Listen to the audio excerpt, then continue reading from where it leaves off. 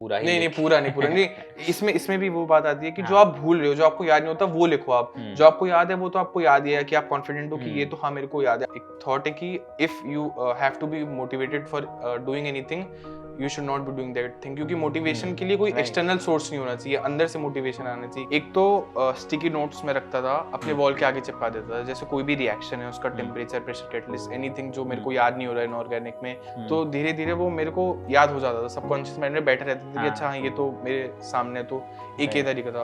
दूसरा बात, short notes are very important sir. एक तो मैं ये बोलूँगा दिन की शुरुआत, मतलब जब आप उठते हो, you do your daily routine, उसके बाद आपको फिजिकली और मेंटली फिट रहने के लिए कुछ फिजिकल एक्सरसाइज इंपॉर्टेंट है। ये 3 घंटे हमारा पूरा 2 साल की मेहनत डिसाइड करता है, तो प्रेशर इज ऑब्वियस, बट मैं बोलूँगा कि एक थोड़े लिमिट का प्रेशर भी इंपॉर्टेंट है, क्योंकि that keeps you motivated to study. Like ज़्यादा प्रेशर नहीं लेना, बट एक थोड़ा सा एक प्रेशर होना चाहिए कि हाँ हमें करना है।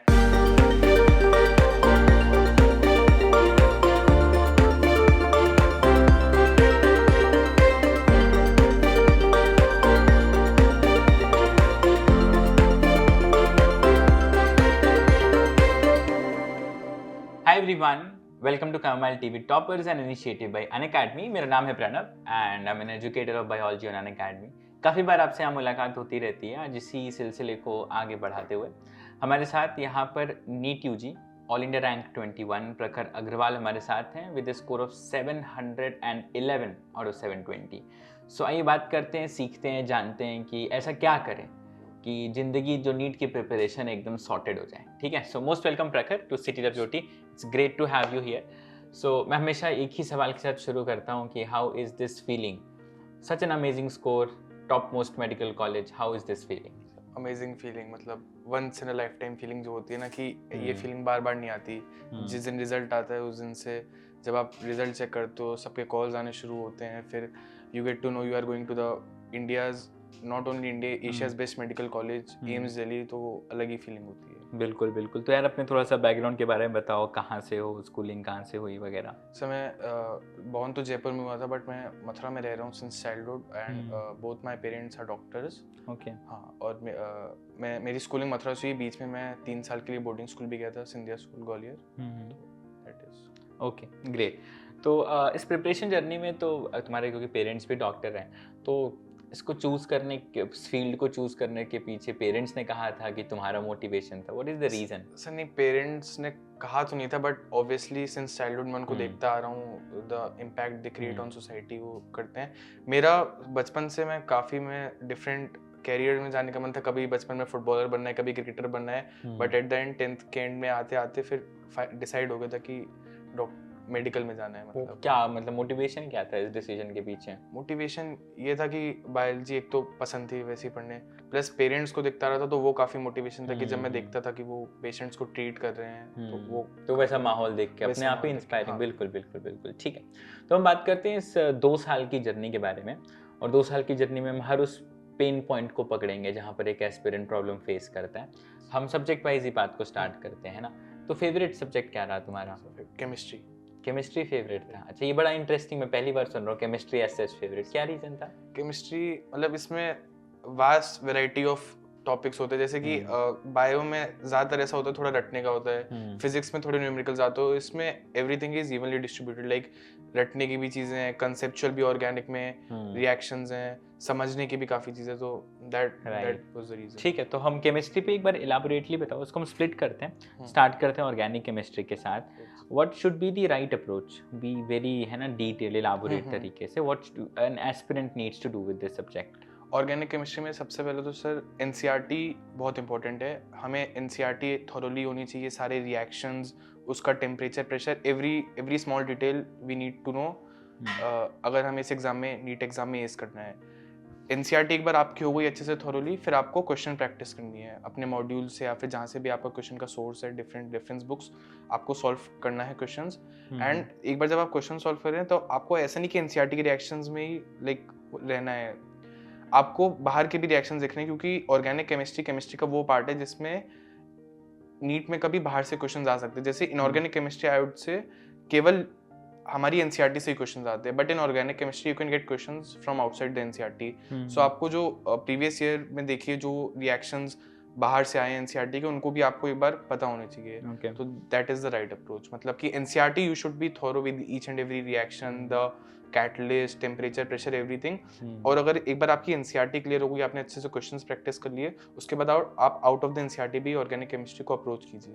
आउट ऑफ एनसीईआरटी में फिर तो कोई लिमिट नहीं रहेगी। लिमिट नहीं है, इसलिए मैं बोल रहा हूँ आप लिमिट नहीं है। प्रीवियस ईयर को आप देखिए कहाँ से रिएक्शंस आ रहे हैं, वो आप जहाँ कोचिंग करते हैं जहाँ भी वो बता देते कि पिन पॉइंट कर देते कि ये एनसीईआरटी में नहीं है but this can come in NEET. Right वो प्रीवियस ईयर क्वेश्चन से वो आइडिया लगता है कि किस टाइप के क्वेश्चंस आते हैं। तो ज्यादा वास्ट जाने की जरूरत नहीं है, थोड़ा जो एनसीईआरटी में टॉपिक्स है उसी के अराउंड छोटी छोटी चीजें होती हैं, मतलब वो ऐसा है ग्रेविटेशनल फील्ड में घूम रहे हाँ, हैं, राइट, एग्जैक्टली, बाहर जाएंगे तो उड़ जाएंगे, बाहर जाएंगे। ठीक है। तो पीवाईक्यूज का रेफरेंस लेके हमें चलना जरूरी है। बुक्स में एनसीईआरटी छोड़ के प्रैक्टिस के लिए क्या रिकमेंड करोगे? प्रैक्टिस तो मैंने तो अपनी कोचिंग मॉड्यूल से की थी। दैट्स इट, ठीक है। तो ऑर्गेनिक में ये काम हमने किया। अच्छा, काफी बार क्या रहता है ना, ऑर्गेनिक में सारे मैकेनिज्म्स एनसीईआरटी में नहीं लिखे, क्योंकि मैंने भी तैयारी करी और हमने भी सीखा है, जब तो मैकेनिज्म बिना समझे ना खाली रटते रहेंगे तो फंस जाएंगे। तो वो मैकेनिज्म्स को सीखने के लिए क्या करें, क्योंकि बुक में तो है नहीं। राइट। तो what should be the approach? तुमने कहाँ से क्या किया इसको? मेरे तो लाइक कोचिंग के सर ही मेरे इतने अच्छे थे कि वो पूरा मैकेनिज्म डिटेल करते थे। यहाँ पे टीचर के नोट्स भी, ऑर्गेनिक केमिस्ट्री में टीचर के नोट्स भी बहुत बड़ा रोल प्ले करते हैं। जो चीज़ आपको एनसीईआरटी में नहीं मिलेंगी, लेकिन एनसीईआरटी में कुछ रिएक्शन मैकेनिज्म नहीं दे रखा, सीधा दे रखा है। बट अगर नीट में क्वेश्चन में थोड़ा अगर ट्विस्ट आ गया, कुछ अगर लाइक रिएक्शन में ट्विस्ट आ गया, तो आपको उसके लिए मैकेनिज्म जानना बहुत जरूरी है। That you will get to know from your teacher notes, और जहाँ से भी आप पढ़ रहे हैं वहाँ के नोट्स से। राइट, मतलब क्लास नोट्स उसके लिए सफाइज कर देते हैं, ठीक है। आते हम लोग केमिस्ट्री में ही फिजिकल केमिस्ट्री की तरफ। अब ऑर्गेनिक और फिजिकल में काफी फर्क है अप्रोच में। सो तुम्हारे हिसाब से what should be the right approach? Physical chemistry में एक तो सबसे मैं मिथ क्लियर करना चाहूंगा, लोग सोचते हैं physical chemistry is like physics, केवल न्यूमेरिकल्स आएंगे। ज्यादा लोग ये सोचते हैं कि फॉर्मूले रट जाते हैं। और आजकल जो ट्रेंड चल रहा है वो ये चल रहा है कि थ्योरेटिकल क्वेश्चंस आ रहे हैं फिजिकल केमिस्ट्री से भी, लाइक सॉल्यूशंस, चैप्टर, इलेक्ट्रोकेमिस्ट्री, इन सब से थ्योरेटिकल क्वेश्चंस भी आ रहे हैं। तो मैं ये कहना चाहूँगा फॉर्मूले तो याद करो ही, that is equally important, but साथ में आपको एनसीईआरटी की थ्योरी पढ़ना भी बहुत जरूरी है, क्योंकि ट्रेंड आजकल न्यूमेरिकल से थ्योरी की तरफ जा रहा है। तो you have to be thorough with each and every line of NCERT. ठीक है। अच्छा, इसमें एक चीज़, जब हम फिजिकल केमिस्ट्री में इनफैक्ट या फिजिक्स में कभी हम प्रैक्टिस करने बैठते हैं, जो भी हमारे पास कंसेप्ट हमने सीखा, समझा, लगा यार पूरा जैसे इक्विलिब्रियम है, पूरा पढ़ा, समझ आ रहा है क्या हो रहा है, जैसे ही कोई न्यूमेरिकल आता है हम फंस जाते हैं, अटक जाते हैं। तो ये प्रॉब्लम कभी आई थी कि पूरा कॉन्सेप्ट आ रहा है लेकिन क्वेश्चन नहीं बन रहे, तो इसको कैसे टैकल किया था? मतलब शुरू में मैं ये गलती करता था कि मैं थ्योरी पे ज्यादा फोकस करता था कि पढ़ लिया और फिर क्वेश्चंस करने आया तो क्वेश्चंस बन ही नहीं रहे। फिर मैं सोचता यार सब तो थ्योरी पढ़ लिया, अब क्वेश्चंस क्यों नहीं बन रहे। But at that time solving as many questions as possible becomes very important, जिससे कि आप हर टाइप के क्वेश्चन से गो थ्रू हो जाओ ना। तो मतलब मैं ये बोलना चाहूंगा कि इतने क्वेश्चंस प्रैक्टिस करो कि जब आप नीट देने बैठो तो कोई भी क्वेश्चन आपको ऐसा लगे कि ये नया क्वेश्चन, ये किस टाइप का क्वेश्चन है। आप उस क्वेश्चन से ऑलरेडी आपने देखा हो, कहीं ना कहीं गो थ्रू हुए हो आप। तो वही मैं बोलूंगा कि क्वेश्चंस आप जो नहीं आ रहे, आप डाउट क्लासेस होती हैं आपके कोचिंग में, स्कूल में, जहाँ भी आप पढ़ रहे हो, वहाँ टीचर से पूछो। आजकल तो इंटरनेट पे बहुत यूजफुल सोर्सेज हैं, आप रिसोर्सेज हैं, आप इजीली यूज कर सकते हो। वहाँ पे देखो चैट जीपीटी वगैरह बहुत सारे रिसोर्सेज है। तो उसको आप पे बहुत सारे रिसोर्सेज है, आप पे डिपेंड करता है आप उसको अच्छे वे में यूज करते हो या नेगेटिव वे में। तो बहुत सारे रिसोर्सेज है, तो आप जितने ज्यादा क्वेश्चंस, और लिमिटेड मत रहो कि ये मेरी स्कूल की बुक है, कोचिंग की बुक है, मैं तो यहाँ से ही क्वेश्चंस करूंगा। टेलीग्राम पे बहुत सारे टेस्ट पेपर्स होते हैं, क्वेश्चंस होते हैं, वहां से आप कर सकते हो। रेफरेंस बुक्स होती हैं, वहां से आप क्वेश्चंस कर सकते हो। तो सॉल्व अपने कोचिंग के या जहाँ भी पढ़ो, टेस्ट पेपर्स होते रहते फ्रीक्वेंटली, तो आप solve as many questions as possible. तो उसी से। और इसमें काफी बार ना होपलेस सा भी लेकिन लगने लगता है कि सारा पढ़ तो लिया, क्वेश्चन नहीं बन रहा है। तो उसके बाद भी इतने क्वेश्चन बनाने का मोटिवेशन कहाँ से लाएं यार? ये YouTube पे सर्च करें कि हाउ टू स्टे मोटिवेटेड। नहीं सर, मतलब देयर इज अ लाइक एक थॉट है कि if you have to be motivated for doing anything, you should not be doing that thing. क्योंकि मोटिवेशन के लिए कोई एक्सटर्नल सोर्स नहीं होना चाहिए, अंदर से मोटिवेशन आना चाहिए। कि अगर आपको बाहर वाली चीज के लिए मोटिवेशन की जरूरत पड़ रही है तो वो चीज आपके लिए सही नहीं है, मैं ये मानता हूँ। मतलब कि motivation should be from within. Right, absolutely. तो मोटिवेशन मेरे को ये रहता था कि I want to go into the best medical college, मेरे को एम्स जाना है, तो that kept me motivated. तो उसी के लिए मैं देखता था कि I have to clear NEET में क्या आएंगे, क्वेश्चंस आएंगे, थ्योरी तो आएगी नहीं, तो I have to solve as many questions as possible. मेरे को हर टाइप के क्वेश्चन से go through होना चाहिए. तो वैराइटीज पे तुमने हमेशा ध्यान दिया और पिक्चर दिमाग में क्लियर रखी और बीइंग सेल्फ मोटिवेटेड की कोर. ठीक है. बुक कौन सी फॉलो करी फिजिकल में एज सच की? फिजिकल में कोचिंग के मॉड्यूल्स की थे और एनसीईआरटी मेन, मतलब थ्योरेटिकल के लिए. बाकी क्वेश्चंस के लिए मैं बोलूंगा मैं एक सोर्स से लिमिटेड नहीं था, जहां से मेरे को क्वेश्चंस मिलते थे. वैरायटी करनी. हाँ, वैरायटी करनी हो डिफरेंट कोचिंग्स के. और ये बहुत यूजफुल भी होता है कि जैसे कि इस बार नीट में एक दो क्वेश्चंस आए थे जो मेरी कोचिंग के मॉड्यूल्स में नहीं थे, बट दूसरे सोर्सेज से जो मैंने किया था उसमें प्रेजेंट थे. तो variety is important, variety is very important. Doing variety और जहां जहां रिसोर्स मिल रहा है सब करना. मतलब सब नहीं, ऐसा नहीं कि अच्छे रिसोर्सेज हो, कि ट्रस्टेड रिसोर्सेज. बिल्कुल, ये नहीं कि रैंडम तो ऐसे कोई लिमिट ही नहीं है. आप गूगल पे जाओ, हजारों आ जाएंगे. Doing it with the trusted resources, trusted coachings. Got it. ठीक है, तो वैरायटी इज द की यहाँ पर. ठीक है. अच्छा, how important are solving in text questions and exercise questions जो एनसीईआरटी में गिवन होते हैं, एंड बुक रीडिंग की इंपॉर्टेंस तो तुमने बताई है. ये इन टेक्स्ट और एक्सरसाइज का इंपॉर्टेंस है कोई? होता है, केमिस्ट्री में तो बहुत होता है, फिजिक्स में भी होता है, बट फिजिक्स में मैं कहूँगा जो टेक्स्ट के बीच में क्वेश्चंस होते हैं ना, वो नीट में आते हैं. बट जो चैप्टर के बाद क्वेश्चंस होते हैं ना, उसमें कुछ क्वेश्चंस ऐसे होते हैं उनका लेवल थोड़ा हाई हो जाता है, जो नीट में नहीं आता. तो मैं बोलूंगा अगर वो आपसे नहीं हो रहे हैं तो don't panic, don't take stress, आप उनको छोड़ सकते हो. बट जो सॉल्व्ड एग्जांपल्स होते हैं दैट आर वेरी इंपॉर्टेंट. वो ट्रेंड देखा गया है कि प्रीवियस ईयर क्वेश्चंस में देखा गया उनको आते हैं, तो that is very important. Similarly in chemistry में भी जो सॉल्व्ड एग्जांपल्स होते हैं और जो पीछे की भी एक्सरसाइज होती है, they both are equally important. So needs to be done. एक बार करना चाहिए. एक बार आप सिमिलरली जो मैंने वैरायटी की बात की ना, इन क्वेश्चंस में भी जो क्वेश्चंस आपके कहीं और कोचिंग वगैरह में नहीं मिलेंगे, टेस्ट पेपर्स में नहीं मिलेंगे, एक दो क्वेश्चंस होते हैं जो एनसीईआरटी में मिलते हैं, तो दैट नीड्स टू बी, क्या पता वो क्वेश्चन आ जाए तो राइट. तो पॉसिबिलिटीज सब देख लेनी चाहिए पहले. ठीक है. तो हमने ऑर्गेनिक की बात करी, फिजिकल की बात करी, इनऑर्गेनिक पे आते हैं. अब यार ऑर्गेनिक तो चलो कंसेप्ट है, रिलेट करके कर लोगे. फिजिकल में कॉन्सेप्ट किया, न्यूमेरिकल किया, प्रैक्टिस किया, आ गया. इनऑर्गेनिक में याद करना, there is no doubt about that. तो हाउ टू मेक श्योर चीजें याद रहें? बहुत बेसिक क्वेश्चन है ये, सब पूछते होंगे, तो एक बार इस पे एलैबोरेट करो. तो इसके दो तीन तरीके हैं, and I used to use them to memorise inorganic chemistry. Please be very descriptive. एक तो स्टिकी नोट्स में रखता था, अपने वॉल के आगे चिपका देता था. जैसे कोई भी रिएक्शन है, उसका टेम्परेचर, प्रेशर, कैटलिस्ट, एनीथिंग जो मेरे को याद नहीं हो रहा है इनऑर्गेनिक में, कोई भी कंपाउंड है उसका स्ट्रक्चर मेरे को याद नहीं हो रहा, तो I used to write it on the sticky note and paste it in front of my wall.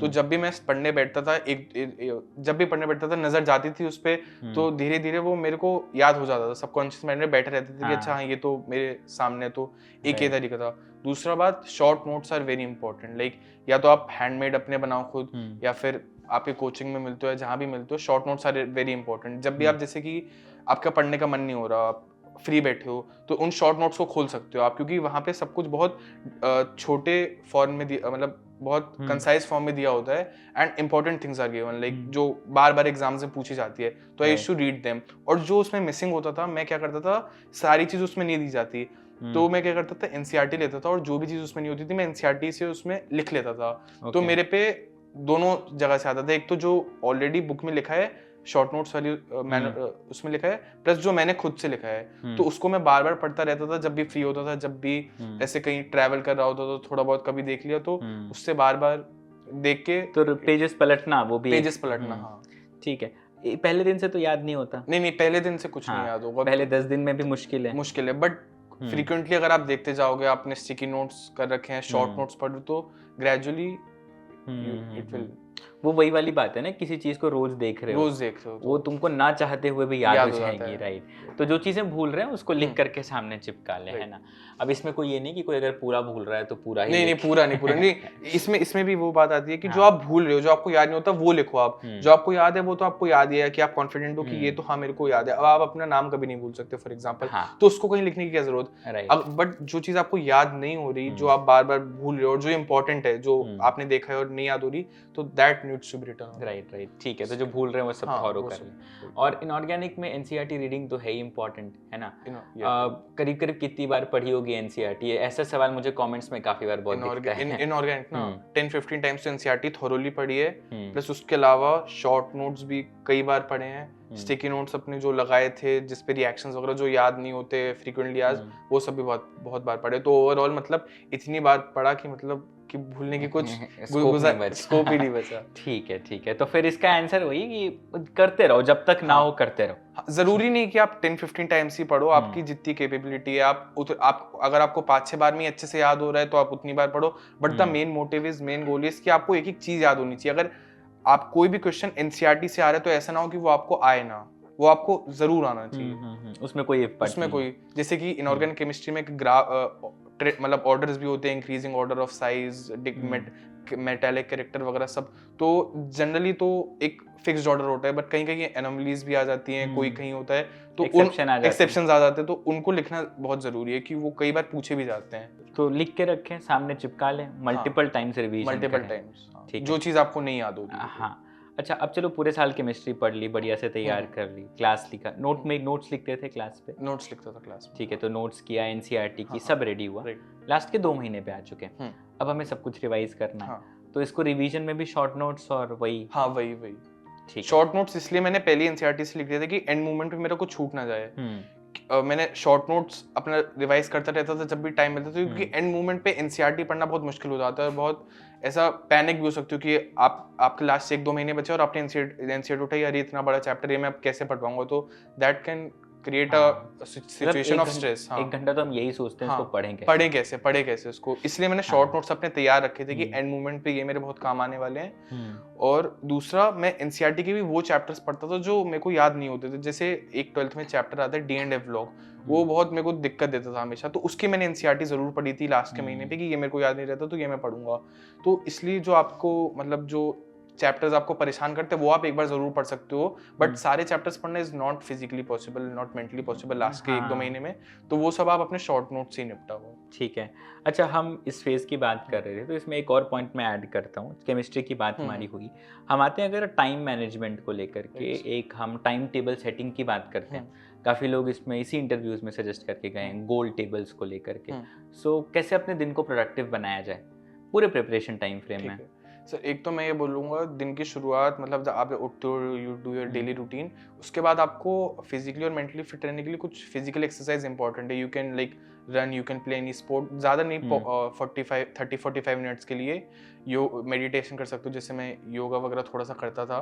मैं भी पूरा रेगुलर नहीं था, बट मैं करता था, और जिस दिन मैं करता था उस दिन मेरे को अपना अलग ही एक एफिशिएंसी, अलग ही एक प्रोडक्टिविटी दिखाई देती थी, तो दैट इज वेरी इंपॉर्टेंट। वो आप टाइम वेस्ट नहीं कर रहे, यू आर इन्वेस्टिंग योर 30 और 45 मिनट्स इन दैट एक्सरसाइज, और वो आपको पूरे दिन की एफिशिएंसी को बढ़ाएगी, पूरे दिन की आपकी प्रोडक्टिविटी को बढ़ाएगी। तो टाइम मैनेजमेंट में मैं ये बोलूँगा कि सबसे पहले तो आप जब उठते हो, you do your daily routine, उसके बाद I would suggest 30 to 45 minutes of doing any physical exercise और योगा। वो आप जो टाइम इन्वेस्ट करते हो वो आपकी पूरे दिन की एफिशिएंसी और प्रोडक्टिविटी, जो भी आप पढ़ाई करोगे वो करता है। मैं भी रेगुलर नहीं था, बट जब मैं जिस दिन करता था मैं कुछ रनिंग या फिर योग मेडिटेशन, उस दिन मेरे को अपनी अलग ही प्रोडक्टिविटी दिखाई देती थी। तो इससे टाइम, ये जब आप करते हो तो आपको टाइम मैनेजमेंट की कैपेसिटी और आपकी और बढ़ती है, आप और अच्छे से अपना टाइम डिस्ट्रीब्यूट कर पाते हो कि हाँ मेरे को ये इतना टाइम देना है, इतना टाइम देना है। फिर अब आगे टाइम मैनेजमेंट की बात करें तो मैं मतलब ऐसा था कि दिन के 2-3 घंटे में एनसीईआरटी भी फिक्स करता था कि मेरे को इन 2-3 घंटे में एनसीईआरटी पढ़नी ही पढ़नी है, क्योंकि एनसीईआरटी जो नीट में क्वेश्चंस आते हैं 95% एनसीईआरटी से ज़्यादा एनसीईआरटी आती है, तो ये आवर्स फिक्स कर देता कि मैं हाँ एनसीईआरटी इसमें पढ़नी ही पढ़नी है। बाकी टाइम में मैं ऐसा 1-2 घंटे जैसे क्वेश्चन सॉल्विंग के लिए कर लिए कि question solving is also equally important with reading theory, ये कर दिया। बाकी मेरा ऐसा कोई गोल नहीं था कि मेरे को 8 घंटे पढ़ने हैं, 9 घंटे पढ़ना है। I used to be goal oriented, like ये टॉपिक है आज मेरा, तो ये मेरे को आज कंप्लीट करना है। ये आज मेरे को 2 मॉक टेस्ट मेरे को करने, तो आज ही कंप्लीट करने हैं। तो मैं थोड़ा ऐसे उसी हिसाब से टाइम मैनेज करता था। और फिर शाम को रिक्रिएशन के लिए आप थोड़ा अपना कोई हॉबी फॉलो कर सकते हो, वॉक कर आओ। सो आपको टाइम ऐसे मैनेज करना है कि आप कहीं लैग बिहाइंड ना हो। और एक और टाइम मैनेजमेंट की बात ये करूंगा कि जब आप क्लास, मैं ऐसा करता था 11th में तो नहीं किया मैंने, बट 12th में I used to sincerely follow it. जब आप क्लास से पढ़ के आते हो ना, क्लास करके आ गए, तो जो नोट्स आपको क्लास में करवाए ना, उनको एक बार जरूर रीड कर लो। उससे क्या होता है कि आपको वो चीज उसी दिन याद हो जाती है, वरना अगर आप उसी दिन नहीं पढ़ो उसको तो वो डिले होता जाता है और आपका ऐसे ही धीरे धीरे करके बैकलॉग इकट्ठा होता जाता है। तो टाइम को ऐसे मैनेज करना चाहिए कि आप क्लास के साथ चलें, बल्कि क्लास से 1-2 क्लास आगे ही चलें, कि जैसे आपको कल कोई चीज पढ़ाने जानी हो तो आज ही पढ़ लो, जिससे कल आपको वो और अच्छा समझ आए और कॉन्फिडेंस आए और आपको, अंडरस्टैंडिंग बेटर होती है। Right. तो मतलब जो इससे हम कंक्लूड कर सकते हैं कि गोल सेटिंग करें और बहुत प्रोडक्टिव रहने के लिए सुबह कोई फिजिकल एक्टिविटी या अपनी हॉबी फॉलो करें। ठीक है, इसमें ऐसे वाले टाइम टेबल नहीं बनाने ना कि 8 बजे उठना है। नहीं, तो वो आप वो कभी बनाया है? मैंने बनाया था पर्सनली, मैं बताऊं, बट कभी फॉलो नहीं कर पाता था मैं। तो मैं लिखता था, पूरा रात को सोता था कि 7 बजे उठना है, फिर ये करना है, और अगले दिन 9 बजे उठता था। तो मैं उसको, फिर तो उसमें इंसान गिल्ट में चला जाता है और तो फिर ठीक है। अच्छा, इसमें तुमने बैकलॉग का भी एक पॉइंट किया, उसको भी हम थोड़ा सा ऐड करते हैं कि काफी बार ना प्रिपरेशन टाइम फ्रेम में, क्योंकि देखो कोई भी 100% रेगुलर तो नहीं हो सकता, हम खुद नहीं हो सकते बीइंग अ टीचर, तो बच्चे कहाँ से हम एक्सपेक्ट कर लें। तो अब बीच में मान लो 3-4 दिन की क्लास छूट गई, ठीक है, अब 3-4 दिन की क्लास छूटी तो उसका बैकलॉग बना। अब बच्चा लौट के आया, मान लो बीमार हुआ या कोई फैमिली फंक्शन है, कुछ था, अब वो बैकलॉग के चक्कर में वो करंट को छोड़ के बैकलॉग करने बैठता है, तो करंट का बैकलॉग बनता है। कभी ऐसा हुआ कि बैकलॉग क्रिएट हुआ हो तुम्हारा? बैकलॉग 11th की स्टार्टिंग में क्रिएट हुआ था, थोड़ा शुरू के 4-5 चैप्टर्स में, क्योंकि 11th की स्टार्टिंग में मतलब आइडिया नहीं होता ना, 10th से 11th जो जंप होता है बहुत बड़ा जंप होता है, तो you don't have idea how to approach things, how to like study, कैसे पढ़ना है वही नहीं पता होता। तो 11th की स्टार्टिंग में नहीं पता था कैसे पढ़ना है, तो धीरे धीरे थोड़ा शुरू के 4-5 चैप्टर्स का each physics, chemistry, biology backlog create हो गया था मेरा। फिर बाद में मैंने उसको ऐसे कवर अप किया कि जो आपने बोला ना कि कई बच्चे करंट को छोड़ के बैकलॉग करने लगते हैं, वो गलती है, वो कभी नहीं करना चाहिए आपको। जैसे टाइम मैनेजमेंट की बात आई, थोड़ा टाइम दिन के जैसे 2 घंटे आप बैकलॉग को करने में निकालो, आप करंट को मत छोड़ो, करंट को तो करते ही रहो, बट साथ साथ जैसे पूरा रात के 2 घंटे जब भी आप फ्री हो, 2 घंटे निकालिए और 2 घंटे उस बैकलॉग को करने के लिए रखिए, जिससे आपका करंट भी चलता रहेगा एंड साथ साथ बैकलॉग भी आपका धीरे धीरे कंप्लीट होता रहेगा।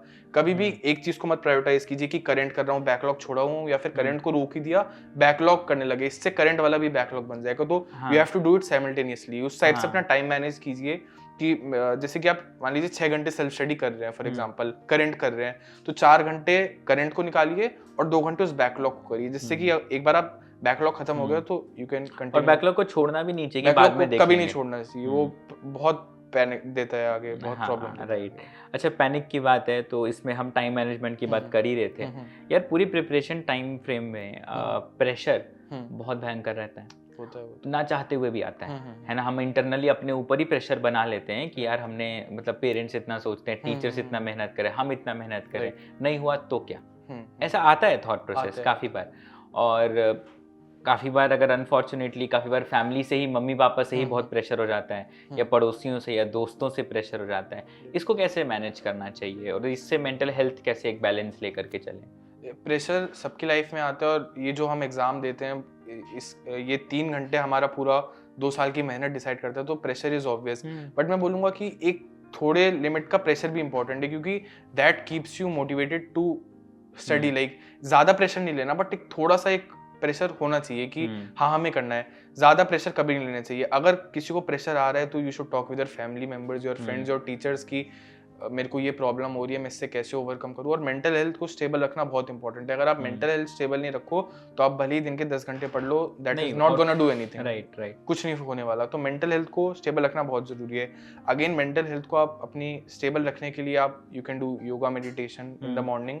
और सबसे इम्पोर्टेंट है कि आप कनेक्शन कट मत करो, खासकर अपने फैमिली मेंबर से। अपने मम्मी पापा से आप बात करते रहो, उनको बताते रहो आपका कैसा प्रोग्रेस चल रहा है। उससे आपका बहुत मेंटल स्टेट एकदम हेल्दी रहता है, बहुत सही रहता है। Talk is important. Talk is important. आप किसी दोस्त से कर लो, फ्रेंड से, टीचर से करो, टीचर्स को बताओ सर मैम मेरे को यहाँ पे ये प्रॉब्लम आ रही है, मेरे से ये नहीं हो पा रहा, please give me a solution to solve it. तो वो बहुत इंपॉर्टेंट है। तो और ऊपर से 11th-12th का बच्चा है, अकेले प्रेशर कितना ही ले लेगा। वही अकेले डिस्ट्रीब्यूट करना चाहिए प्रेशर। बस बिल्कुल बांटा उसको लोगों में, है ना। और बेस्ट है टीचर या पेरेंट्स, है ना, उनसे बात कर रहे हो तो भाई एक जरूरी है काम करना। ठीक है। अच्छा, सब्जेक्ट पे चलने से पहले एक और पॉइंट पे हम बात करते हैं, giving a mock test. How important in a preparation journey is a mock test, be it a part test, be it full syllabus? Mock test बहुत इंपॉर्टेंट है। Mock test is equally important then doing theory. आप theory तो पढ़ रहे हो, but जैसे एक हमारे टीचर्स ये एग्जांपल देते थे कि कोई आदमी क्रिकेटर बनना चाहता है और वो केवल नेट्स में प्रैक्टिस कर रहा है, वो मैच खेल ही नहीं रहा, तो फिर वो फाइनल अपने टूर्नामेंट के दिन परफॉर्म नहीं कर पाएगा। नहीं कर पाएगा। हाँ, सिमिलरली आप थ्योरी पढ़े जा रहे हो, आप मॉक टेस्ट दे ही नहीं रहे, तो आप नीट वाले दिन कैसे परफॉर्म कर पाओगे? नीट वाले दिन तो आपको क्वेश्चंस ही सॉल्व करने हैं ना, you don't have to write any theory और समथिंग। तो mock test is very important. और मैं ये बोलूंगा कि आपको मॉक टेस्ट की फ्रीक्वेंसी अच्छी रखनी चाहिए कि 11th में तो आप हफ्ते में एक बार 2 हफ्ते में एक बार देते रहो। हाँ, छोटा है तो तो मतलब हफ्ते में एक बार तो ठीक है, नहीं 2 हफ्ते में एक बार, ऐसे मतलब 15 डेज में ऐसे करते रहना चाहिए। करते रहना चाहिए।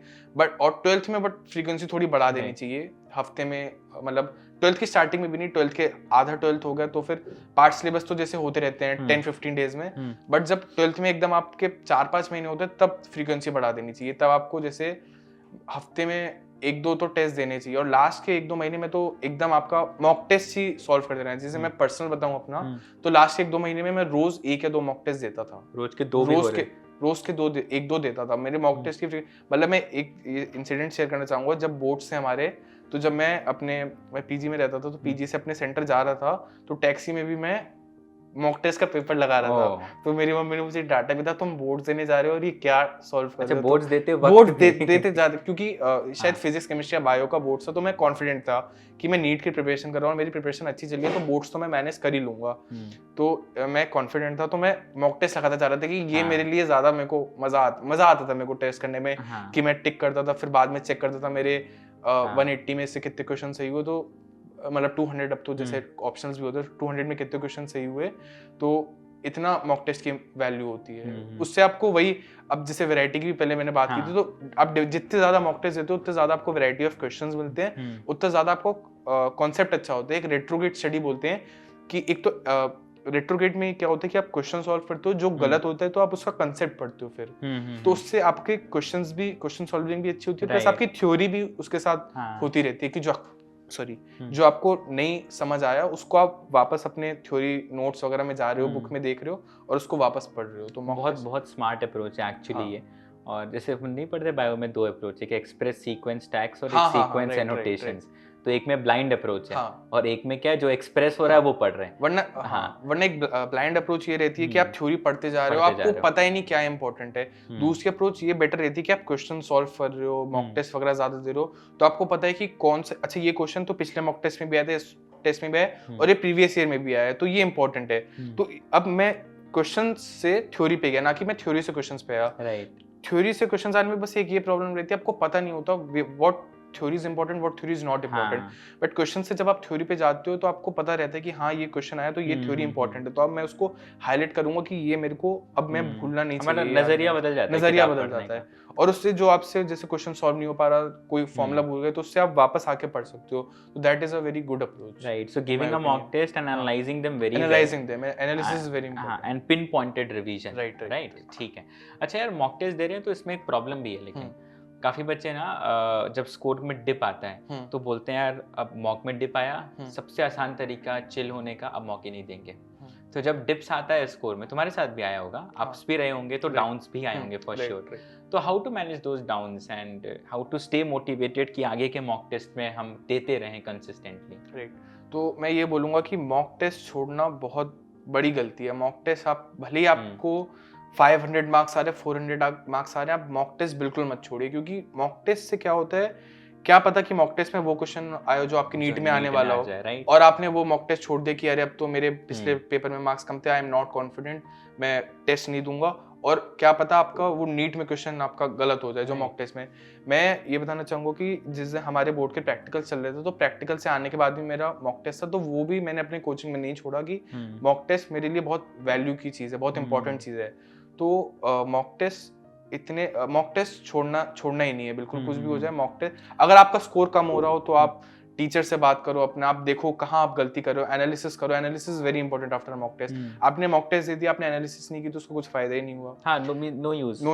एनालिसिस करो कि आप कहाँ गलती कर रहे हो, कैसे आप अपने आप को इम्प्रूव कर सकते हो, कैसे अपने मार्क्स को, आप उस टॉपिक को पकड़ो जहाँ पे आपके क्वेश्चन ज्यादा गलत हुए हैं, revise that topic 2 to 3 times, ask it from some teacher, और कुछ देखो यूट्यूब पे कुछ लेक्चर्स वगैरह देख लो जो भी है, और देखो कि मैं कहाँ गलती कर रहा हूँ, कैसे मैं मार्क्स बढ़ाऊँ। तो अगर आप ये प्रोसेस फॉलो करोगे, एनालिसिस करोगे, मॉक टेस्ट कंटिन्यूसली देते रहोगे, छोड़ोगे नहीं, तो definitely your marks are gonna increase, मतलब वो फिर बढ़ेंगे ही आप। बट मॉक टेस्ट कभी नहीं छोड़ो कि मेरे कम आ गए तो मैं मॉक टेस्ट छोड़ देता हूँ, right. Don't do that thing. इसमें एक बहुत इंपॉर्टेंट लर्निंग है सभी के लिए कि बच्चे यहाँ पर 2 क्लास करके थक जाते हैं कि आज क्लास के बाद मॉक नहीं देंगे, और तुमने प्रैक्टिकल का एग्जाम दिया और उसके बाद जाके मॉक टेस्ट अटेम्प्ट किया।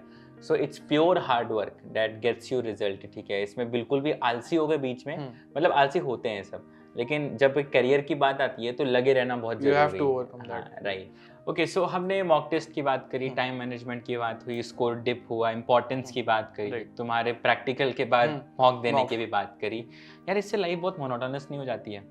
हो जाती है ना। इससे काफी बार लगता है यार जिंदगी में एक ही लूप चल रहा है, इस लूप से कब निकलेंगे, और ये कब निकलेंगे पूछते पूछते भी काफी बच्चे हफ्तों खराब कर देते हैं। तो इसमें ब्रेक्स लेना इम्पोर्टेंट हो जाता है। कैसे अपने आप को ऐसा रिलैक्स किया करते थे इस हेक्टिक शेड्यूल के विद इन? मैं ऐसे करता था कि वैसे तो मेरी हॉबी स्पोर्ट्स खेलना है, बट क्योंकि मैं मतलब जैसे what is your favourite? Like my favourite sports are football, table tennis and badminton. ये तीनों मेरे को बहुत पसंद है और मैं कॉलेज में भी बहुत खेलता हूँ। ओके। तो बट प्रिपरेशन के दौरान क्या था, आसपास ज़्यादा कोई ग्राउंड्स नहीं थे, तो मैं खेले नहीं जा पाता था साउथ एक्स में, तो खेले नहीं जा पाता। तो मैं क्या करता था, मैं उनके मैचेस अपने लैपटॉप या फोन पे देखता था, तो उससे मैं बहुत रिफ्रेश होता था। जैसे आईपीएल चल रहा है, तो मैं ये नहीं बोलूंगा कि आपको सब कुछ बंद करके बस पढ़ना ही पढ़ना है। डोंट क्रिएट दैट रूटीन, मतलब कि बस पढ़, उससे भी आपको बुकवर्म नहीं बनना है, आपको बैलेंस करके चलनी है अपनी लाइफ। तो मैं मतलब मैचेस देखता था। आईपीएल कभी चल रहा है तो उसके, मेरी फेवरेट टीम आरसीबी है तो उसके कभी मैचेस देख लिए। तो क्या लगता है आरसीबी इस बार कुछ पता नहीं यार, देखते हैं। बट कभी आरसीबी से भी मैं ये बोलूंगा कि ये चीज सीखना चाहिए, नेवर गिव अप। वो हर साल हारती है, सभी आरसीबी फैंस सभी आरसीबी हर साल हारती है, बट मतलब मेरे को भी बहुत बुरा लगता है, but they come back stronger every next year. तो आप सिमिलरली मॉक टेस्ट में अगर आप कभी डिप डाउन हो रहे हो तो never give up, come back stronger next time analysis करके। तो हाँ, और जैसे मैंने world cup, FIFA world cup में फुटबॉल का बहुत बड़ा फैन हूँ, तो मैंने फीफा वर्ल्ड कप के भी कई मैचेस देखे थे। मैंने फाइनल्स देखा था, मेसी और एम्बापे जब लास्ट मिनट तक मैंने देखा था, 118th मिनट में जो गोल मारा था एम्बापे ने, तो पूरा मैं मतलब एंजॉय करता था। उससे मेरे माइंड को रिफ्रेशमेंट मिलता था। मैं एक चार्ज हो जाता था मैं, मतलब जैसे फोन को चार्ज करते ना, तो लाइक मेरे को एनर्जी मिलती थी। हाँ, वो रिफ्रेश हो जाता था। बिल्कुल बिल्कुल, माइंड के दूसरे डायमेंशन भी। हाँ, वरना लाइफ बहुत मोनोटोनस हो जाती है कि बुक्स में ही लगे हो, सामने बुक्स ही बुक्स हैं, पढ़ना है, मॉक टेस्ट, एवरीथिंग, लाइक बहुत वैसी सी लाइफ हो जाती है मोनोटोनस। थोड़ा चिल रहना भी जरूरी है। आप गाने सुनो, मैं गाने सुनता था। जैसे रूम पे कभी कोई नहीं होता तो मैं स्पीकर पे गाने लगा के डांस भी करता था। अच्छा। तो उससे बहुत सही रहता था। गाने भी मैं बहुत सुनता था कि जैसे कि कभी मैं कुछ क्वेश्चन सॉल्व कर रहा हूँ, तो जैसे थ्योरी पढ़ते हुए तो गाने आप नहीं सुन सकते, थोड़ा डिस्टर्बेंस होता है, बट क्वेश्चन सॉल्व करते हुए मैं कभी कभी गाने सुनता था, तो बहुत रिलैक्सिंग।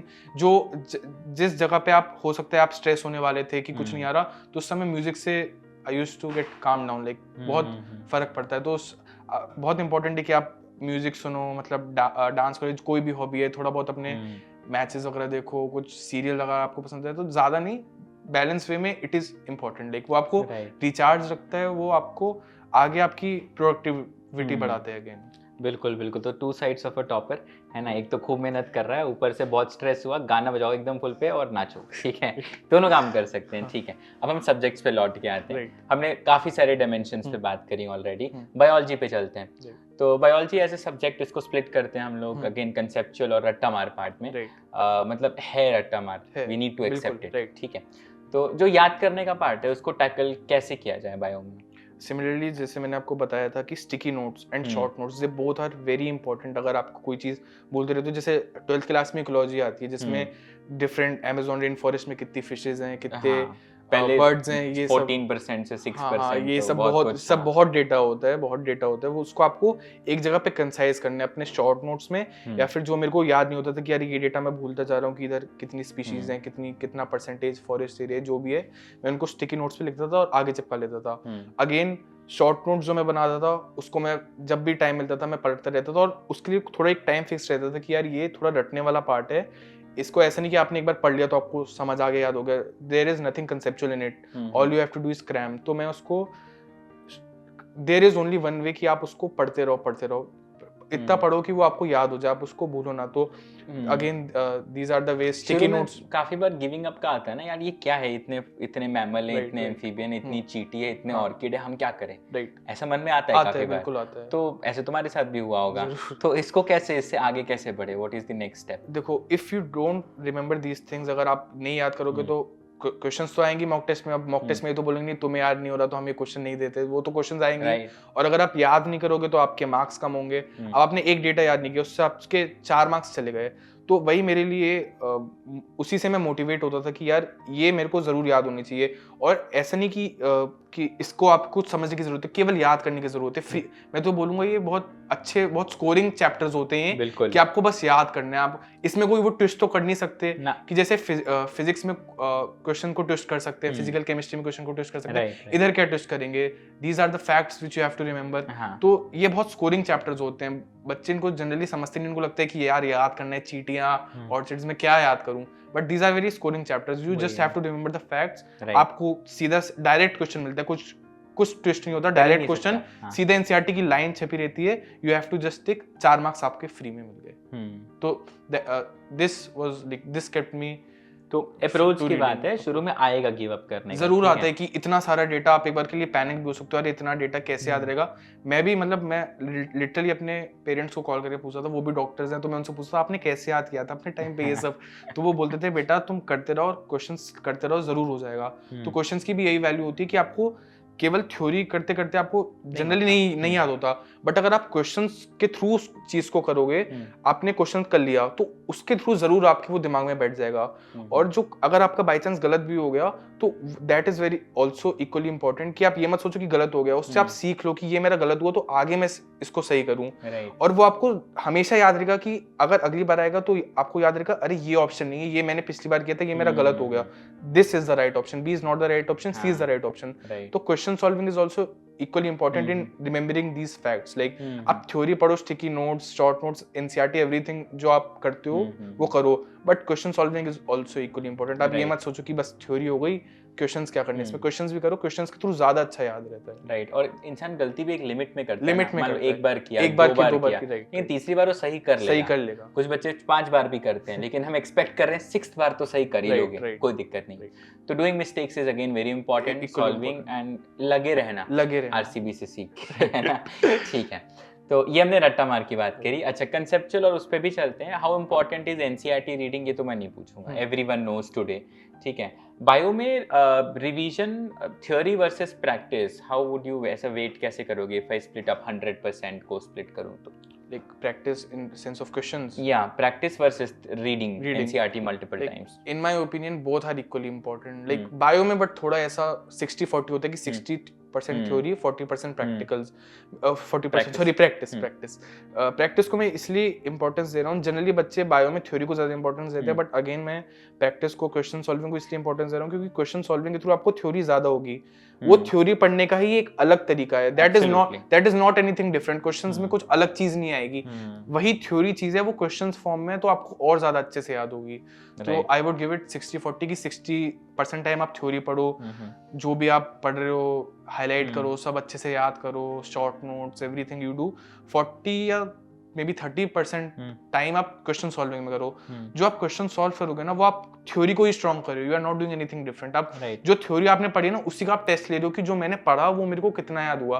अदरवाइज आप अपना टेस्ट ही नहीं कर पाओगे कि जो मैंने पढ़ा कितना मेरे दिमाग में अभी तक रिटेन्ड है। So through that questions you are watching कि मैं कितना याद है मेरे को जो मैंने पढ़ा था उसमें से। तो और इसमें ना काफी बच्चे ऑनेस्टली एक चीज की एस्केप खोजते हैं, क्योंकि थियोरी पढ़ते वक्त ना स्ट्रेस नहीं होता। हाँ। हम ये नहीं पता चल रहा ना हमें क्या आ रहा है क्या नहीं आ रहा, सब लिखा है। जब मॉक देते हैं तो गलती होती है, तो उससे भी लोग भागते हैं। तो better you face it now, नहीं तो फिर नीड तो है ही फेस करने के लिए। वही जैसे क्रिकेट का एग्जांपल दिया, जितनी तरीके की आप बॉल्स, बाउंसर, जितना इन स्विंग, आउट स्विंग जितना फेस करोगे उतना आपको अच्छा बैट्समैन बनाएगा। सिमिलरली आप जितने टाइप के क्वेश्चंस करोगे, मॉक टेस्ट करोगे, उतना आपको स्ट्रॉन्ग एस्पिरेंट बनाएगा, उतना आपका थ्योरी स्ट्रांग होगी। तो एब्सोल्युटली दैट इज वेरी ठीक है। तो ये हमने बायो पे बात रखी। अब चलते हैं हम लोग फिजिक्स की तरफ।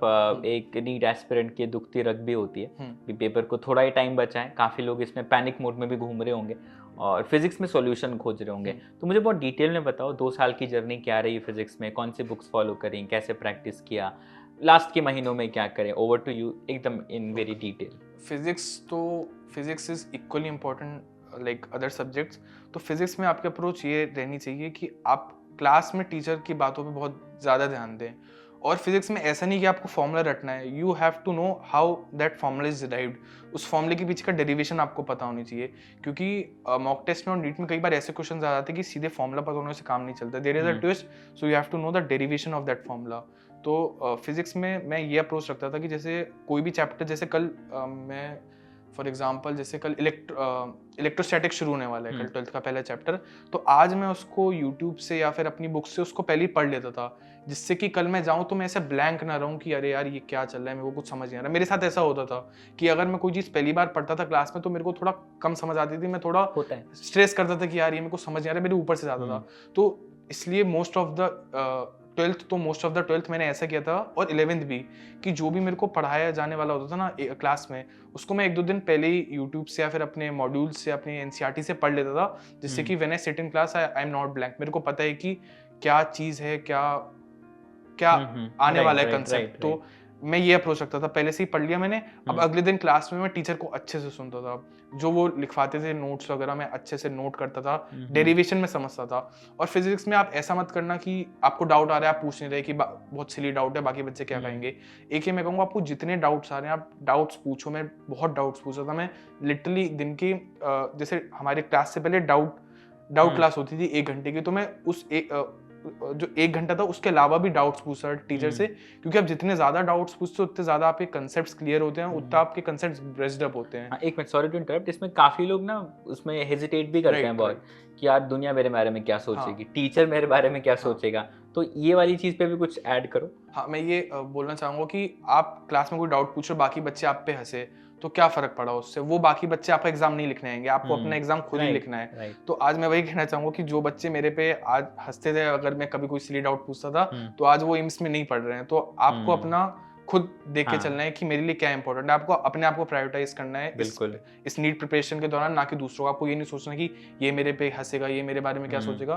तो जितने डाउट्स आ रहे हैं आपको पूछो। अगर आप क्लास में हेजिटेट हो रहे हो तो टीचर से अलग से टाइम लेके पूछो, टीचर्स आर वेरी हेल्पफुल। अगर आप सिंसियर हो अपनी स्टडीज को लेके तो टीचर से अलग से डाउट्स पूछो, बट डाउट्स क्लियर करना आर वेरी इंपॉर्टेंट।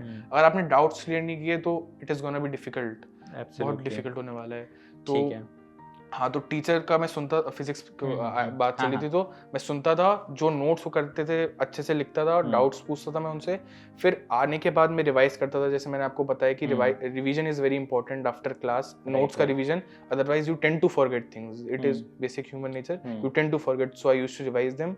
उसके बाद मैं question solving is very important in physics. Absolutely. आपने पढ़ तो लिया थ्योरी, फॉर्मूला वगैरह रट लिया, बट उसको अप्लाई कैसे करना है। अब एक ही फॉर्मूला के मैं 5 डिफरेंट टाइप के क्वेश्चंस बना सकता हूँ कि अलग अलग टाइप के। सो आपको तो बस फॉर्मूला याद है, आपको क्वेश्चन सॉल्विंग आती नहीं, तो question solving is very important, चाहे वो आपकी मॉड्यूल्स हो, चाहे टेलीग्राम पे डिफरेंट रिसोर्सेज होते हैं।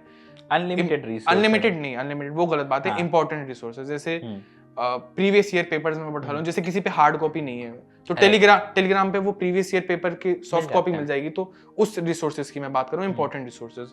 अपने पैकेज के एनसीईआरटी की जो इंटेक्स्ट क्वेश्चंस है उनको आप सॉल्व करिए, do as many as possible. और जो आपको नहीं आ रहे उनको सर्कल कर लीजिए, स्टार कर लीजिए। अगले दिन टीचर से डाउट्स पूछिए, उसको छोड़ना नहीं कि यार ये नहीं आ रहा मेरे से तो मैं इसको छोड़ देता हूँ, ये मतलब आप डिप्रेस हो गए। बहुत सारे क्वेश्चन इनिशियली तो ऐसा होता है कि 50% ऑफ क्वेश्चन आपसे नहीं होंगे। बिल्कुल, फिजिक्स में ऐसे क्वेश्चन होते हैं, तो आपको डरना बिल्कुल नहीं है, पैनिक नहीं करना। आप you start them, circle them, anything, और अगले दिन टीचर से जाके पूछो कि सर ये क्वेश्चंस कैसे है। और कुछ क्वेश्चंस मैं ऐसा भी बोलूंगा कि आपसे हो गए बट थोड़ा टाइम लगा, फिर भी टीचर से जाके पूछो, क्या पता टीचर आपको कोई ऐसा मेथड बताए which is shorter and better. कि कभी कभी ऐसा होता है ना, हम सॉल्व करते हैं बट तुक्के से आंसर आ गया, बट टाइम टेकिंग था, तो फिर भी वो टीचर से पूछिए। तो here also doubt solving is very important, teacher से आप डाउट्स पूछिए। और उसके बाद यही आप कंटिन्यू रखिए कि डू थ्योरी, सब डेरिवेशन वगैरह अच्छे से दिमाग में सेट करो, और कभी जो डेरिवेशन आपको नहीं आता आप खुद लिख के भी डिराइव करके देखो, तो that is very important. Right. Question solving is very important. How important is reading NCERT of physics? Reading NCERT is very important, but मैं पर्सनल बताऊँ तो मैंने उतना नहीं पढ़ा फिजिक्स की NCERT. But it's absolute. This interview is all about you. Right. तो कोई पढ़ रहा है उसको पढ़ने दो, तुम अपना बताओ. मैं अपना नहीं पढ़ा, but reading NCERT, physics NCERT is also equally important. At least 1-2 बार तो पढ़नी चाहिए, but मैं शुरू में 11th में नहीं पढ़ा बिल्कुल, फिर 12th में भी मैं 12th के कुछ चैप्टर्स पढ़े थे। सच बताऊं थोड़ी बोरिंग भी है। 11th की बोरिंग भी है, राइट 11th की बोरिंग पूछेंगे। हाँ 12th की मैंने रे ऑप्टिक्स वगैरह सेमीकंडक्टर्स कुछ चैप्टर्स पढ़े थे, बट सारा नहीं पढ़ा था। बट एक दो बार तो सबको पढ़ लेना चाहिए, मतलब Right. It is important. कुछ ठीक है। क्वेश्चंस होते हैं। और इन टेक्स्ट और थ्योरी पे हम पहले ही बात कर हाँ, चुके हैं, हाँ, इन टेक्स्ट और प्रैक्टिस हाँ, वो right, इक्वली इंपॉर्टेंट है। फिजिक्स में शॉर्ट नोट्स वगैरह बनाना चाहिए? मतलब शॉर्ट नोट्स बना सकते हो, जैसे कि किसी को अगर फॉर्मूला याद नहीं हो रहा, जैसे मैं अपना बताऊं तो मैं डेरिवेशन कर लेता था, तो मेरे को फॉर्मूला एज सच मैं कम ही भूलता था। मेरे को अगर मैं भूल भी जाता तो मेरे को पता था अच्छा ऐसे ऐसे डिराइव हो रहा है, तो I used to derive at that moment. इतना फास्ट इतना प्रैक्टिस कर लिया था कि वो उतना फास्ट प्रोसेस दिमाग में चलता है। बट कभी कभी चलो आपको डेरिवेशंस याद नहीं हो रहा और इंपॉर्टेंस भी नहीं है अगर किसी चैप्टर में किसी डेरिवेशन की, और फॉर्मूला आप भूलते जा रहे हो, जैसे रे ऑप्टिक्स वगैरह में कई फॉर्मूले होते हैं, तो उसके लिए आप शॉर्ट नोट्स वगैरह बनाओ। उसमें इंपॉर्टेंस आती है कि आप अपना देख लिए फिजिक्स, आप जैसे क्वेश्चंस करने जा रहे हो उससे पहले एक बार आपने अपना शॉर्ट नोट्स का पेज खोला, वो रे ऑप्टिक्स का आपने सारे फॉर्मूले एक बार देख लिए, फिर आप क्वेश्चंस में आ गए, तो आपने एक बार फॉर्मूले जो देखे उससे भी आपको फॉर्मूले दिमाग में गए, प्लस जब आप क्वेश्चंस कर रहे हो तो जो आपने फॉर्मूला अप्लाई किया उससे भी आपके लाइक राइट बस एप्लीकेशन ही सब कुछ है। एप्लीकेशन इट्स मोर लाइक कि मुझे आज तैरना सीखना है और मैं किताब पढ़ रहा हूँ, हाँ, how to swim rather than going into the pool and jumping. एक बार कूद जाओ पूल में, ना, बेटर सीख हाथ खुद चल जाएंगे। एक बार आप करोगे, हो सकता है यू माइट ड्राउन, बट धीरे-धीरे मतलब काइंड ऑफ लाइक आप करोगे, बट धीरे-धीरे फिर आप हाथ पैर चलाना सीख जाओगे। You will eventually learn it. फिर धीरे-धीरे आप ऐसे परफेक्ट स्विमर बनते हैं, कोई पहली बार में ही हाथ पैर नहीं चलाने लग जाता। तो एप्लीकेशन इज वेरी इंपॉर्टेंट। बिल्कुल। अच्छा, अब फिजिक्स को लेके लास्ट 2 महीने पे आते हैं, क्या करें फिजिक्स में? फिजिक्स में मैं जो अपना पर्सनल बताऊं, मैंने मॉक टेस्ट बहुत लगाता था। जैसे मैंने बताया लास्ट के 2 महीने में मैं हर दिन 1 या 2 मॉक टेस्ट लगाता था, क्योंकि 2 मॉक टेस्ट में टाइम कैसे मैनेज किया यार? इसको तो सुन के बहुत बच्चों को स्ट्रेस हो जाएगा। नहीं मतलब मैं नहीं चाहता हमारा कोई ऑडियंस स्ट्रेस में जाए, तो स्पेसिफाई करो। मतलब जैसे कि मैंने बताया था ना इनर मोटिवेशन, तो ये जो मॉक टेस्ट का मोटिवेशन था ना, मेरे को अंदर से आता था। मैंने I used to like find it very interesting to solve mock paper, क्योंकि उसके बाद जब मैं अपने मार्क्स कैलकुलेट करता था ना, मेरे को अंदर ही एक बूस्ट मिलता था, सेल्फ कॉन्फिडेंस मिलता था कि यार पिछली बार मेरे मॉक टेस्ट मैंने जो सॉल्व किया खुद से 700 आए, इस बार 710 आए। तो मैं अंदर ही अंदर मेरा कॉन्फिडेंस बढ़ता था और मैं और मेहनत से पढ़ता था। तो जैसे एक जनरली जब आप किसी कोचिंग में होते तो एक मॉक टेस्ट तो वो जनरली ऐसा होता है कि करवाते ही हैं। हाँ, करवाते हैं पर डे या 2-3 दिन में एक मॉक टेस्ट करवाते हैं। उसके अलावा जैसे कि कोई पुराना ईयर का मॉक टेस्ट है, वो भी मैं सॉल्व करता था अपने रूम पे आके, जिससे कि ज्यादा से ज्यादा क्वेश्चंस की मैं प्रैक्टिस करूँ। और क्वेश्चन मैं इसलिए मॉक टेस्ट ज्यादा करता था क्योंकि उस टाइम पे मैंने थ्योरी थोड़ी कम कर दी थी। क्योंकि एक चीज मैं ये कहना चाहूंगा, जितना आप थ्योरी पढ़नी थी आप पढ़ चुके हो पूरे साल। अब लास्ट 1-2 महीने आपको कुछ नया नहीं पढ़ना है, कुछ नई थ्योरी, फायदा भी नहीं है, आप भूल जाओगे, अब पढ़ना भी नहीं है कुछ। तो लास्ट 1-2 महीने में आप थ्योरी तो ज्यादा पढ़ नहीं रहे, बस वही आप पढ़ लो जो आप ज्यादा भूलते हो। तो आपके पास टाइम बचा, उसका टाइम आप कहाँ यूटिलाइज करोगे? तो I used to utilise it on doing mock test. तो जो भी मॉक टेस्ट होता था, अगेन रेट्रोगेट स्टडी, जो भी मेरे को क्वेश्चंस नहीं आता था उसकी मैं थ्योरी पढ़ता था, rather than studying the whole theory. वो उससे मतलब एक आप पिन पॉइंट कर देते हो कि हाँ ये टॉपिक मेरा वीक है तो मैं इसकी थ्योरी पढ़ रहा हूँ, रादर देन आप पूरा पढ़ने में टाइम वेस्ट कर रहे हो। तो मॉक टेस्ट से वो बहुत फायदा होता था कि this something I also always recommend कि ये रेट्रो वाला टेक्निक बहुत बेटर है, टाइम बचता है और तुम्हारा क्वेश्चन सॉल्विंग बहुत अच्छी हो जाती है। You get to solve varieties है ना, और नीट में कुछ नया नहीं लगता फिर।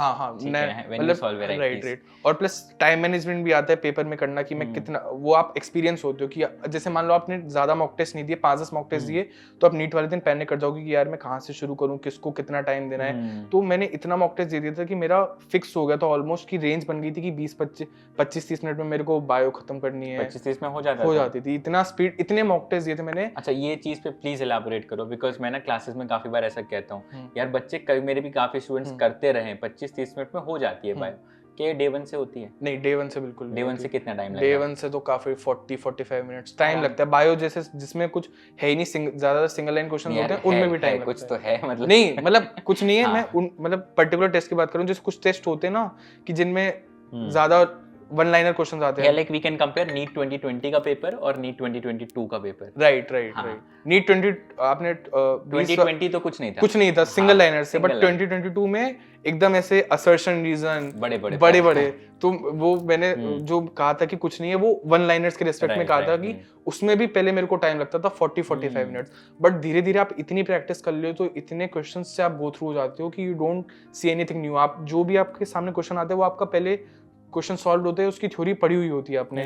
तो फिर आपके जो बड़े बड़े क्वेश्चंस होते हैं ना, assertion reason incorrect true false, वो भी आपकी जल्दी जल्दी करने की आदत हो जाए तो वो भी आप 30-35 मिनट्स मैक्स ले, तो उससे ज्यादा नहीं, चाहे कैसा भी पेपर हो। तो so it can be done, ठीक है, 25-30 मिनट में कर हाँ, सकते कर हैं, सकते हैं। बट वो करने के लिए 40-50 मॉक टेस्ट लगेगा बहुत बिल्कुल इजीली लगेगा, ठीक है। Right. अच्छा, और ये यार पेपर अटेम्प्ट करने का सीक्रेट क्या है कि पहले फिजिक्स करें, बॉटनी करें, जुओलॉजी करें, केमिस्ट्री करें? कोई एज सच सीक्रेट नहीं है, मतलब आप अपने हिसाब से करो, जो आपको इजी लगता है उसको आप पहले करो। जैसे मैं स्टैंडर्डली करता था, जैसे मोस्ट ऑफ द पीपल करते हैं, बायो, केमिस्ट्री, फिजिक्स। बायो में Very इसलिए करता common, था हाँ। क्योंकि बायो एक तो जल्दी सॉल्व हो जाती थी, प्लस जो आप 200, जैसे 200 तो ऑप्शनल होते हैं, विद ऑप्शनल बोल रहा हूँ मैं, 180 होते हैं, तो 50% पेपर मेरा बायो में ही हो जाता था। तो मेरे को ये एक दिमाग में सेटिस्फेक्शन रहता था कि यार इन 30-35 मिनट में मैंने आधी बायो कर ली, मतलब आधा हाफ ऑफ द पेपर मैंने इन 30-35 मिनट्स में ही कर लिया।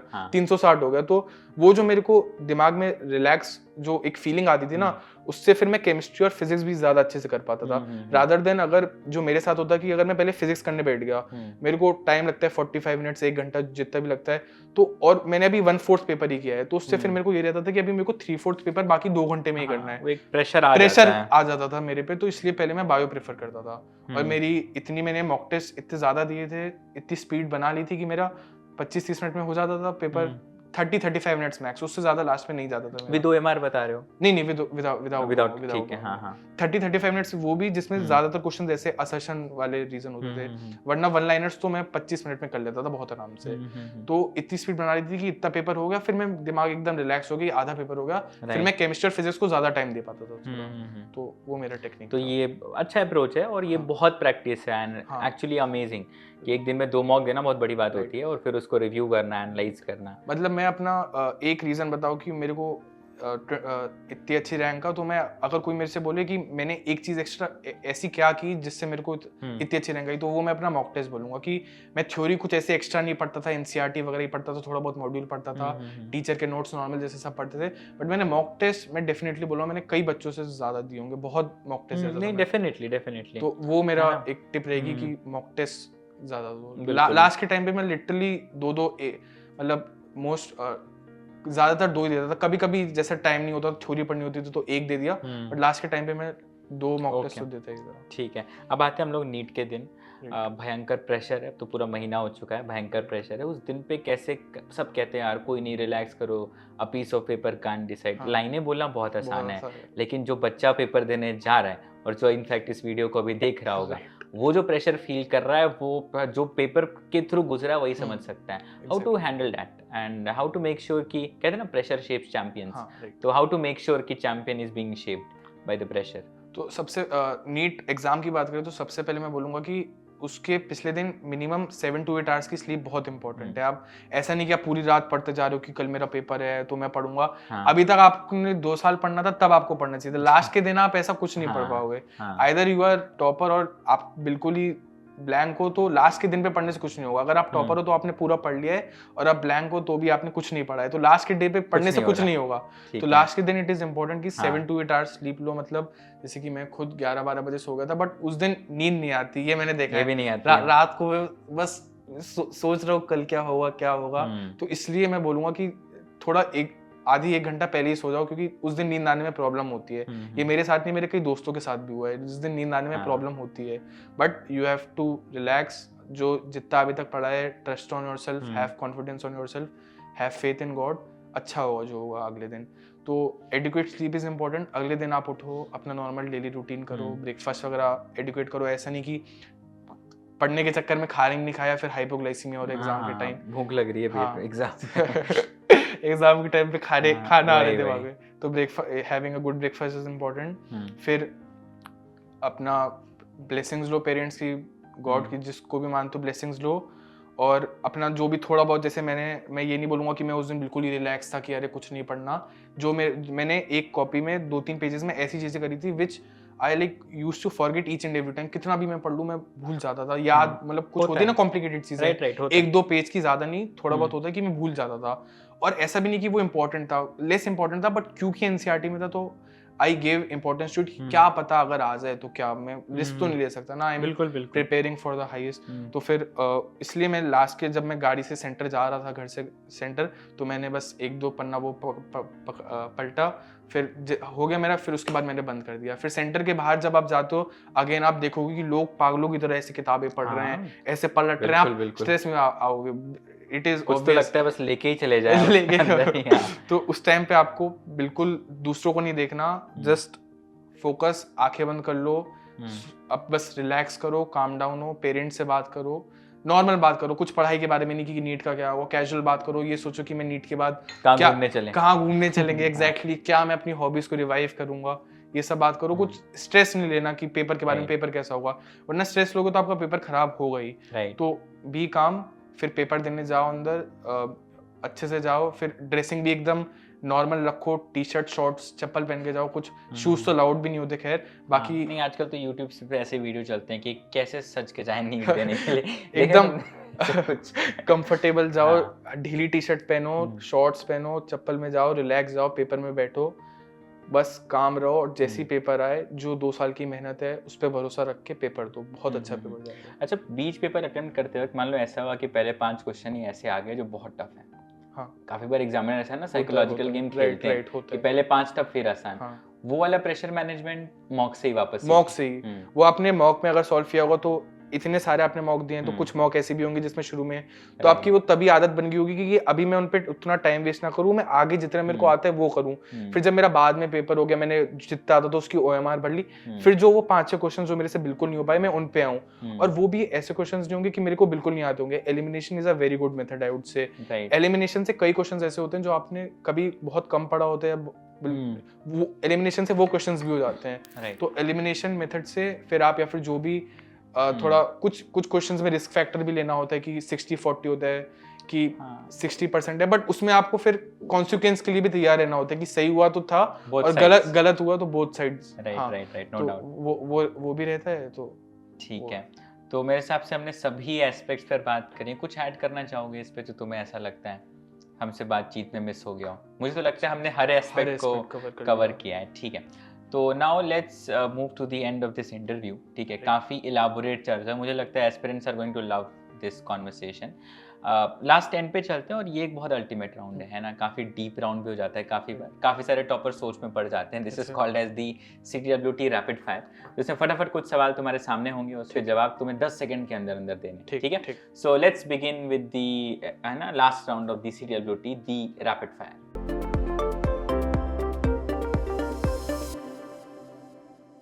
Okay, so let's begin with the round now. पहला सवाल, what movie has everyone else seen but you haven't? What movie? ब्रह्मास्त्र। ब्रह्मास्त्र दिखाओ। पार्ट 2 भी शायद आ जाए जल्दी। ठीक है, तो पार्ट 1 पे रेडी रहो। अगला है कि if you had to work but did not need the money, what would you choose to do? Sports. Without any money. Without any money. Because... Okay. And what is the stupidest thing you have done on your own free will? Is there anything? Yeah, watching screen. Watching? Like watching web series, watching movies. No, like, it's not the stupidest thing. Yeah, a lot of people do. Like watching like for too many hours. Like it is not stupid, but watching for too many hours on a single day, it is stupid. Like इससे जो लोग relate कर रहे हैं यार, इतनी देर नहीं देखा जाता है, काफी लोग relate भी कर रहे हैं, लिमिट में देखना चाहिए। ठीक है, अच्छा, what is the one food that you would never give up on? पाव भाजी, ठीक है।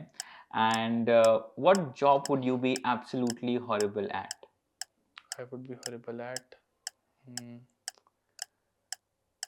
engineering, I guess. Engineering? नहीं, not engineering. मैंने कहा बहुत सोचने पे मजबूर करने वाले सवाल नहीं है, सोचो। I would be horrible at, at waking someone up early, like wardens होते हैं ना, waking up early, like for example मैं कुछ जल्दी नहीं उठा जाता मेरे को। अच्छा, खुद से नहीं होता है, ठीक है। And the last one would be, what's the most interesting thing you have read or seen this year? I went to Singapore and Malaysia. Okay, that's great. तो इसके लिए हमारे पास है ना तुम्हारे लिए एक प्यारा सा गिफ्ट हैम्पर है, काफ़ी कुछ है इसमें, आराम से अनबॉक्स करना।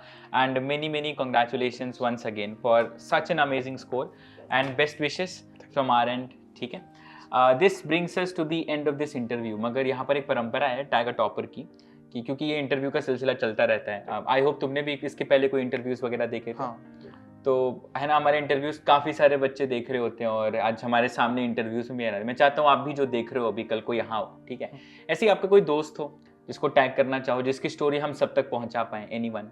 बादल तन्ना AIR 47, और वो बहुत एक्साइटेड था इस शो पे आने के लिए, तो आई वुड टैग हिम। ठीक है, तो हम बिल्कुल उसको कोशिश करेंगे लेके आए एज सून एज पॉसिबल, ठीक है? अच्छा, before we end this, a message for all the NEET aspirants जो भी इस साल एग्जाम देने वाले हैं, आने वाले ईयर्स में देंगे, सभी के लिए एक मैसेज।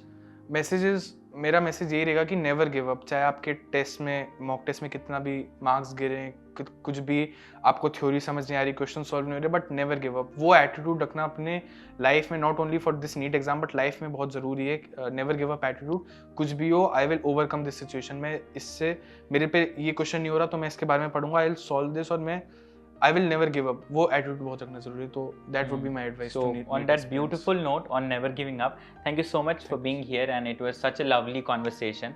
I hope आप सभी को बहुत कुछ यहाँ पर सीखने को मिला हो. We kept it very raw, very natural as we keep in these interviews, ठीक है? फिर भी अगर कुछ रह गया हो, do drop down in the comment section. Do like this video, share this video with all your friends जिससे सबको बहुत कुछ सीखने को मिले. जो जहाँ पर भी स्टक है अपनी प्रिपरेशन जर्नी में, उसको शायद यहाँ से एक टर्निंग पॉइंट मिल जाए और वो कुछ बहुत अच्छा कर जाए, है ना? Do subscribe to this channel for many more such amazing interviews. Let's crack it, guys.